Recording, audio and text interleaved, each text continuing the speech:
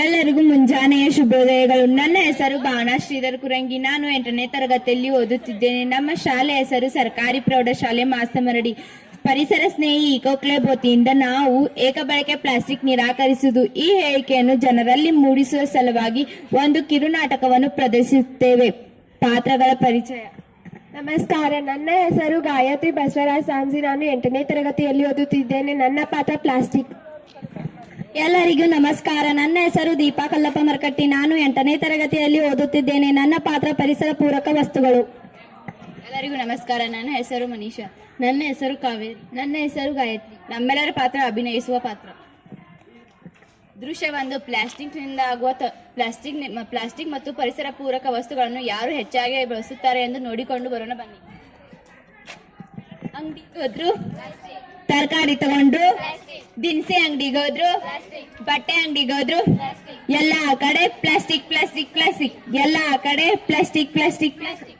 ಹೌದು, ನಾನೇ ಪ್ಲಾಸ್ಟಿಕ್. ನಾನು ಉಪಕಾರಿ ಅಲ್ಲ, ಅಪಾಯಕಾರಿ. ದಿನಸಿ ಕೊಂಡೊಯ್ಯಲು ನಾನು ಬೇಕು, ತರಕಾರಿ ಕೊಂಡೊಯ್ಯಲು ನಾನು ಬೇಕು, ಹಣ್ಣು ತಗೊಳಕ್ಕೆ ನಾನು ಬೇಕು, ಹೂ ತಗೊಳಕ್ಕೆ ನಾನು ಬೇಕು. ಎಲ್ಲ ಕಡೆ ನಾನೇ. ನಾನು ಬಲು ಹಗುರ ಮತ್ತು ಎಂದಿಗೂ ಕೊಳೆಯುವುದಿಲ್ಲ. ಎಲ್ಲೆಲ್ಲೂ ನಾನೇ, ಎಲ್ಲೆಲ್ಲೂ ನಾನೇ,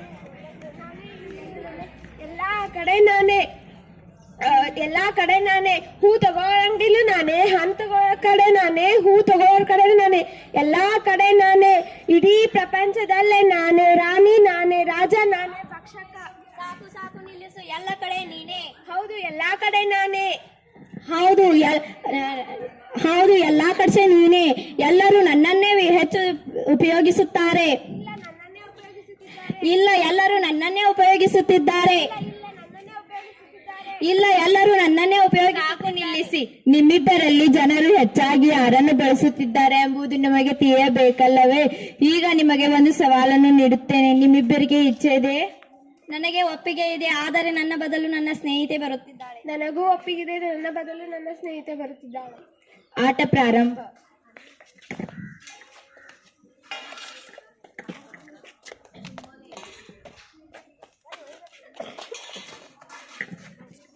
ನಾನೇ ಗೆಲ್ತೀನಿ, ನಾನೇ ಗೆಲ್ತೀನಿ, ನಾನೇ ಗೆಲ್ತೀನಿ, ನಾನೇ ಗೆಲ್ತೀನಿ, ನಾನೇ ಗೆಲ್ತೀನಿ, ನಾನೇ ಗೆಲ್ತೀನಿ, ನಾನೇ ಗೆಲ್ತೀನಿ. ಪ್ಲಾಸ್ಟಿಕ್ ಗೆದ್ದಿತು. ಇದರಿಂದ ನಿಮಗೆ ತಿಳಿದು ಬರುವುದೇನೆಂದರೆ ಜನರು ಹೆಚ್ಚಾಗಿ ಪ್ಲಾಸ್ಟಿಕ್ ಅನ್ನೇ ಉಪಯೋಗಿಸುತ್ತಿದ್ದಾರೆ.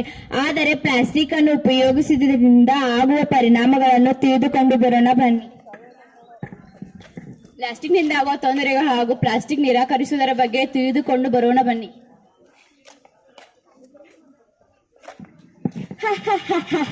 ನಿನಗೆ ತಿಳಿದಿದೆಯಲ್ಲವೇ, ನಾನೇ ಶ್ರೇಷ್ಠ.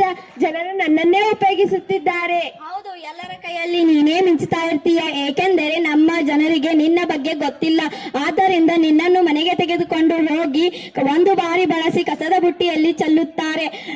ರಸ್ತೆ ಬದಿಯಲ್ಲಿ ನೋಡಿದರೂ ನಿಂದೇ ರಾಶಿ, ಬಸ್ ನಿಲ್ದಾಣದಲ್ಲಿ ನಿಂದೇ ರಾಶಿ. ಚೀತು ನೋಡಕ್ಕೆ ಆಗೋದಿಲ್ಲ. ಅದೇನೇ ಆಗಲಿ, ತರಕಾರಿ ಅಂಗಡಿಗೆ ಹೋದರೆ ಕವರ್ ಇಲ್ಲ ಅಂದರೆ ಅಂಗಡಿಯವರು ಬೇರೆ ಅಂಗಡಿಗೆ ಹೋಗಿ ನನ್ನನ್ನು ತೆಗೆದುಕೊಂಡು ಬರುತ್ತಾರೆ.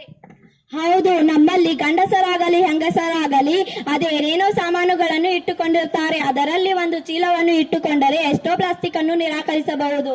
ಅದು ಸಾಧ್ಯವಿಲ್ಲ. ನಿಮ್ಮ ಜನರು ಬದಲಾಗುವುದಿಲ್ಲ.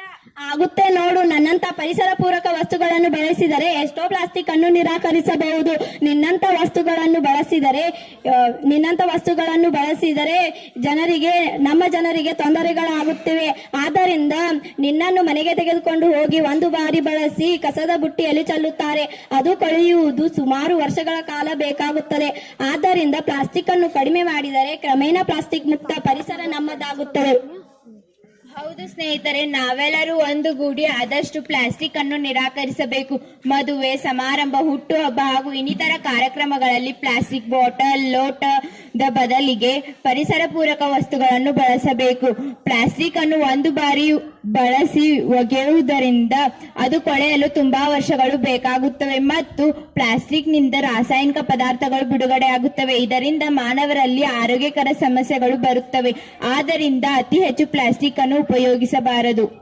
ಹೌದು ಸ್ನೇಹಿತರೆ, ನನ್ನಂತ ವಸ್ತುಗಳನ್ನು ಬಳಸಬೇಡಿ. ಬದಲಿಗೆ ಪರಿಸರ ಪೂರಕ ವಸ್ತುಗಳನ್ನು ಬಳಸಿ ನಮ್ಮ ಪರಿಸರವನ್ನು ಉಳಿಸಿ. ಪ್ಲಾಸ್ಟಿಕ್ ಬೇಡ, ಭೂಮಿಯನ್ನು ಉಳಿಸಿ. ಭೂಮಿಯನ್ನು ಪ್ರೀತಿಸುತ್ತೀರಾ? ಪ್ಲಾಸ್ಟಿಕ್ ಅನ್ನು ಬಿಡಬೇಕು. ಸ್ವಚ್ಛ ಭೂಮಿ, ಹಸಿರು ಭೂಮಿ, ಪ್ಲಾಸ್ಟಿಕ್ ನಿಷೇಧ.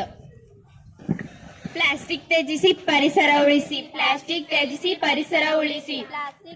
ಈ ಕಥೆಯಿಂದ ತಿಳಿದು ಬರುವುದೇನೆಂದರೆ ಪ್ಲಾಸ್ಟಿಕ್ ಅನ್ನು ಬಳಸಬಾರದು, ಬದಲಿಗೆ ಪರಿಸರ ಪೂರಕ ವಸ್ತುಗಳನ್ನು ಬಳಸಬೇಕು. ಏಕೆಂದರೆ ಪ್ಲಾಸ್ಟಿಕ್ ಮಣ್ಣಿನಲ್ಲಿ ಕೊಳೆಯುವುದಿಲ್ಲ, ಪರಿಸರ ಪೂರಕ ವಸ್ತುಗಳು ಮಣ್ಣಿನಲ್ಲಿ ಕೊಳೆಯುತ್ತವೆ. ಧನ್ಯವಾದಗಳು.